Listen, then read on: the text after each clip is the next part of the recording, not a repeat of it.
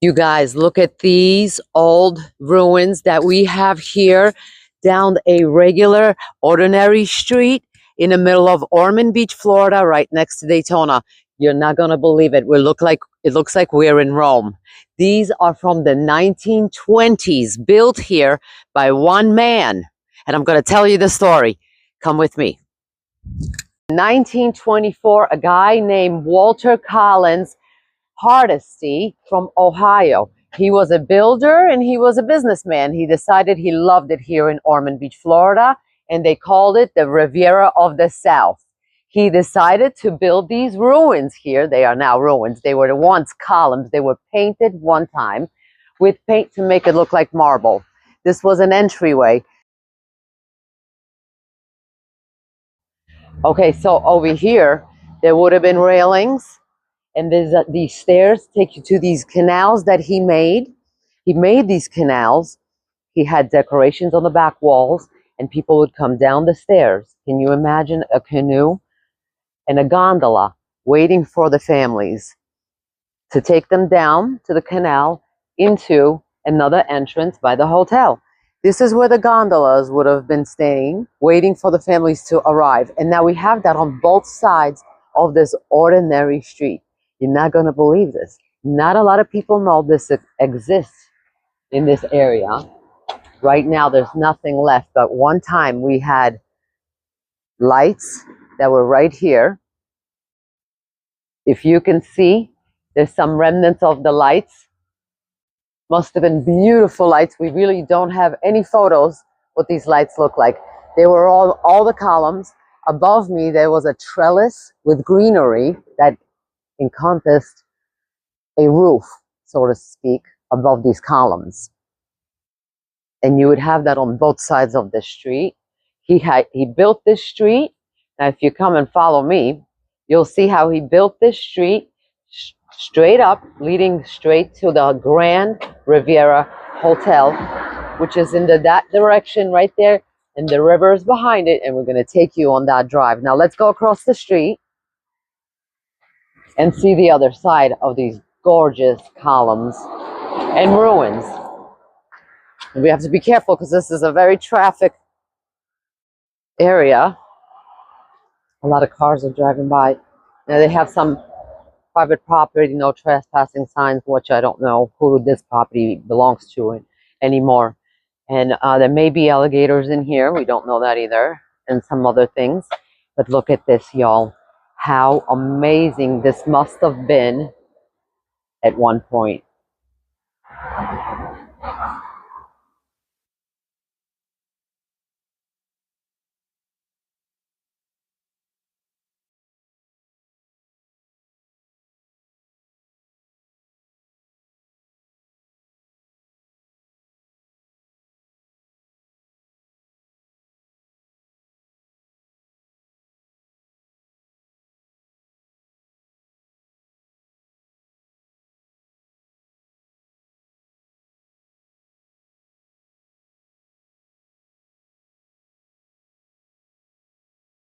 And here we are at the Grand Riviera Hotel, and this is where everyone would arrive and all the guests will be welcome in this way. There used to be a beautiful circular drive here, no longer exists.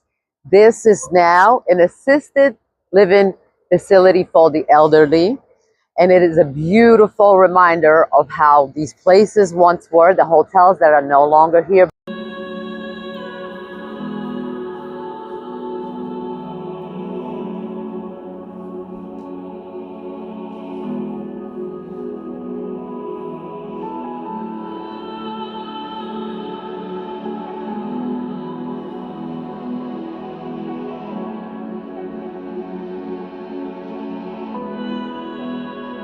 Okay, so here we are in the back of the beautiful Grand Riviera Hotel, former hotel, now assisted living facility. And this is where the guests would have also been enjoying themselves. Right in the back, in the front of me is the river, and this is just a short drive from where we were just before, where the columns were. And you know, he had a vision for this place. He had a vision for this whole entire community. He called it Rio Vista.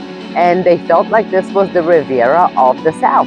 In matter of fact, there are still some businesses here in the area that have the name Riviera on them from the 1920s, when this was envisioned as the Riviera of the South. He was going to include a zoo. He was going to have a polo club, which was already built. Matter of fact, I found pictures of that. A riding academy. He had cottages. He had hundreds of cottages. He paved roads. Matter of fact, he paved the roads that led all the way up to the river. And he built and bought 16 local houses. Matter of fact, one of the houses we found that still is in existence, and it was for sale and it's occupied. Beautiful 1920 Spanish style villa, and I'll get to show you that. And so it was the 1920s, and the deal fell through. Hard times came. Florida no longer was affordable, so people didn't want to invest in here, and he sold it. But there was places that he left behind, like this gorgeous former hotel that we still have here. Unfortunately, Mr. Walter died when he was around 55 years old. His wife also passed away. She was younger than him about 4 years, and she passed away first at the age of 51, if I'm correct. Now, on his death certificate, it claims that he died here in Ormond Beach, and his wife also. But on Google, there's some discrepancies saying that he died in Ohio, possibly passed away. But we feel that they moved here and they spent their last time and last years here in Florida. And unfortunately, everything came to an end. And this is the remainder of that story. And I wanted to share that because we think it was a fascinating story, why we had these columns and why we have this beautiful assisted living facility that looks like a grand hotel still existing here in Ormond Beach. And we love it. Thank you for joining us.